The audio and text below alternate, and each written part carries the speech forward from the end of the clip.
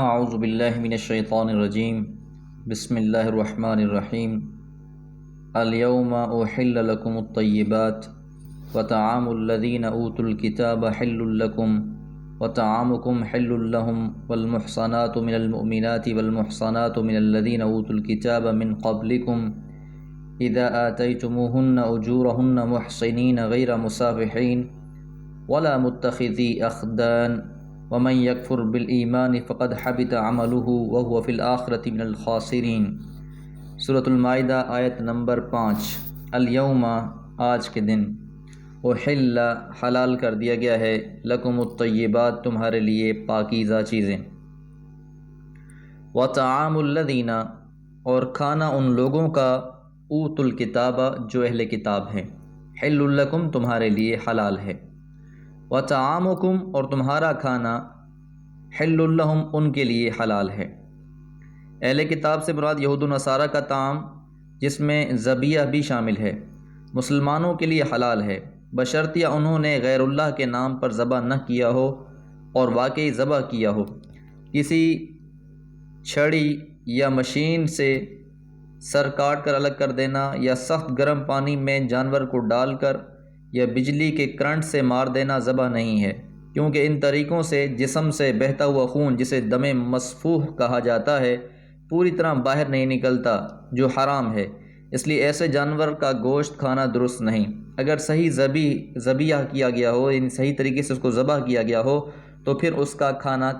جائز ہے۔ اس کے علاوہ اگر کوئی عام چیز ان کے گھر سے آ جاتی ہے پکی ہوئی تو اس کا کھانا بھی جائز ہے۔ والمحصنات اور پاک دامن عورتیں، من المؤمنات ایمان والوں میں سے، یعنی اگر نکاح کرنا ہے تو پہلی ترجیح یہی ہونا چاہیے کہ کسی پاک دامن خاتون کے ساتھ نکاح کیا جائے اور وہ مومنات میں سے ہو۔ والمحصنات اور پاک دامن خواتین، من الذین ان لوگوں میں سے، اوتوا الکتاب جنہیں کتاب دی گئی، من قبلکم تم سے پہلے، یعنی اہل کتاب کی خواتین کے ساتھ نکاح کرنا،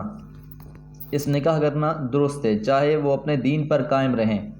لیکن اس شرط کے ساتھ کہ وہ پاک دامن ہوں، آزاد منش اور آوارہ قسم کی خواتین نہ ہوں جو انسان کے ایمان کو بھی تباہ کر ڈالیں۔ ساتھ ساتھ یہ بات بھی یاد رہے کہ اس کے بعد یہ بھی فرمایا کہ جس طرح تمہارے لیے شریف اور پاک دامن مسلمان عورتوں سے نکاح جائز ہے، اسی طرح شریف اور پاک دامن کتابیات سے نکاح بھی جائز ہے۔ یہاں لفظ محصنات کا استعمال ہوا ہے۔ ہمارے ہاں بعض سلف نے اور خاص طور پر ایک گروہ نے دارالحرب اور دارالکفر میں کتابیات سے نکاح کو مکروہ قرار دیا ہے، یعنی اگر جنگ لگی ہوئی ہے یا آپ ایسے علاقے میں رہتے ہیں جو کافروں کا علاقہ ہے، اور اس کی وجوہات بھی ساتھ بیان فرمائی ہیں کہ ان کے نزدیک اس کے جواز کے لیے دارالاسلام کا ہونا شرط ہے، اور یہ بات اس کلام سے مستنبط ہے کہ اس کے ماخذ سے الیوم کی طرف اشارہ ملتا ہے، یعنی الیوم کی وجہ سے جو صورتحال تھی، اسلام کا جب غلبہ ہو چکا تھا رسول اللہ صلی اللہ علیہ وسلم کے زمانے میں، تو اس کے بعد اجازت دی گئی۔ اور ساتھ ساتھ یہ بھی یاد رہے کہ رسول اللہ صلی اللہ علیہ وسلم کے زمانے میں کفار کا دبدبہ ختم ہو چکا تھا، مسلمان ایک ناقابل شکست طاقت بن چکے تھے، یہ اندیشہ نہیں تھا کہ ان کو کتابیات سے نکاح کی اجازت دی گئی ہے تو کسی احساس کمتری میں مبتلا ہو کر تہذیب اور معاشرت، اعمال اور اخلاق میں ان سے متاثر ہوں گے، بلکہ توقع تھی کہ مسلمانوں سے نکاح کر کے ان کو وہ متاثر کریں گے اور اس راہ سے ان کی کتابیات کے عقائد اور اعمال میں بہتری آئے گی، یعنی چانس اس بات کا زیادہ تھا کہ وہ خواتین اسلام قبول کر لیں گی، کیونکہ اس ہر طرف اسلام کا دورہ تھا، اسلام ایک غالب دین کے طور پر تھا۔ علاوہ ازیں یہ پہلو بھی قابل لحاظ ہے کہ کتابیات سے نکاح کی اجازت بہرحال اعلیٰ سبیل التنزل دی گئی ہے، اس میں آدمی کے خود اپنے اور اس کے آل اولاد اور خاندان کے دین اور ایمان کے لیے جو خطرہ ہے وہ مخفی نہیں ہے۔ چنانچہ یہی وجہ ہے کہ مسلمان مردوں کو تو کتابیات سے نکاح کی اجازت دی گئی ہے، لیکن کسی مسلمان عورت کو کسی بھی غیر مسلم سے نکاح کی اجازت نہیں دی گئی، چاہے وہ اگر اہل کتاب میں سے ہی کیوں نہ ہو۔ یہ چیز اس بات کی دلیل ہے کہ یہ اجازت صرف ایک اجازت ہے، یہ کوئی مستحسن کام نہیں ہے، ورنہ پہلی ترجیح یہی ہوگی کہ ایک مومن مرد کے لیے مومن عورت ہی سب سے بہترین آپشن ہے۔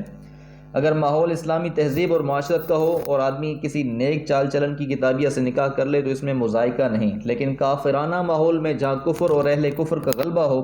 اس قسم کا نکاح چاہے اس آیت کے الفاظ کے خلاف نہ ہو لیکن اس کے فحوہ یعنی اس کے کلام سے جو بات ماخوذ ہوتی ہے اس کے موافق محسوس نہیں ہوتی۔ بہرحال اللہ تعالیٰ نے اس کا جواز دیا ہے۔ غیر مصافحین، بدکاری کرنے والے نہ ہوں، بدکاری کی نیت کے ساتھ ان کا تعلق نہ ہو، ولا متخذی اخدان، اور نہ ہی وہ ڈھکی چھپیاں دوستیاں لگانے والے ہیں ان کے ساتھ، بلکہ ان عورتوں کو اپنے نکاح میں لیتے ہیں۔ ومن یکفر بالایمان، اور جو بھی کفر کر بیٹھے گا ایمان کے بعد، یعنی اگر کسی ایسی عورت سے نکاح کر لیتا ہے جو غیر مسلمہ ہے، اہل کتاب میں سے ہے، اور یہ مسلمان الٹا اس سے متاثر ہو کر اپنا دین چھوڑ بیٹھتا ہے اور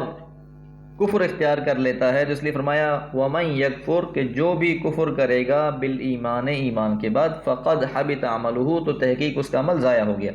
یعنی ایک انسان اگر ساری زندگی مسلمان رہا ہے، نیکی کے عمل کرتا رہا ہے، اور آخری عمر کے حصے میں وہ کفر کر بیٹھتا ہے، تو اس کفر کے سبب جو بھی اس کی زندگی کی نیکیاں تھیں وہ ساری غارت ہو گئیں، الا یہ کہ وہ دوبارہ توبہ طائب ہو جائے اور توبہ کرنے کے بعد پھر سے رجوع کر لیتا ہے اللہ سے، اپنے گناہوں کی اور اپنی خطاؤں کی معافی مانگتا ہے، تو پھر اللہ تعالیٰ درگزر کرنے والے ہیں۔ لیکن اگر اس کی موت ہی کفر پر آ جاتی ہے تو پھر اس کا ٹھکانہ جہنم ہے۔ وَهُوَ فِي الْآخِرَةِ، اور ایسا شخص وَهُوَ، اور وہ فی الآخرۃ، آخرت میں، من الخاسرین، خسارے والوں میں سے ہوگا۔ یہ بہت بڑا خسارہ ہے کہ انسان کی موت کفر پر ہو جائے، اور پھر یہ خسارہ بھی ہمیشہ ہمیشہ کا ہے، کیونکہ جو لوگ کفر پہ مر جائیں گے ان کا ٹھکانہ ابدی جہنم ہے۔ اللہ تعالیٰ سے دعا ہے کہ اللہ تعالیٰ ہر مسلمان کو محفوظ رکھے۔ وما علیہ الا البلاغ۔